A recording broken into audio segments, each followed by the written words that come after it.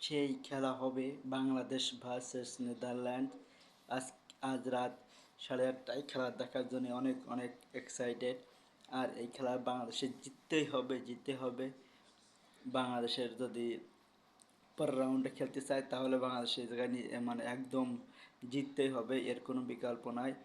আর আশা করি নেদারল্যান্ডের বিপক্ষে বাংলাদেশ জিতে যাবে। এইটা হচ্ছে অনেক অনেক মানে খেলা দেখার জন্য তো অনেক অনেক এক্সাইটেড আছি।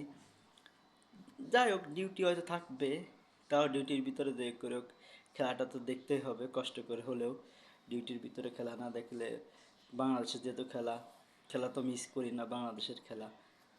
হারলে তো খারাপই লাগে।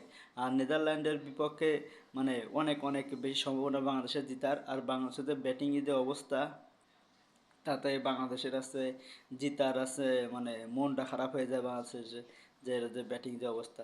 তবে বাংলাদেশে মনে হয় টস জিতেই আছে বোলিং নেওয়া উচিত, কারণ বাংলাদেশের বোলিং খুব ভালো করতেছে।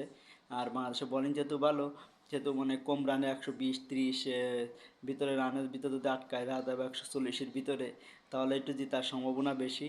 আর যদি প্রথম ব্যাট পায় তাহলে তো বাংলাদেশে হেরে যাওয়ার সম্ভাবনা মানে বাংলাদেশ যদি প্রথম যদি আসে ব্যাটে যায় তাহলে কী দেখি করে জানি না। তবে আমি চাই বাংলাদেশ জিতে যাক, বাংলাদেশের জেতার সম্ভাবনা অনেক বেশি নেদারল্যান্ডের বিপক্ষে।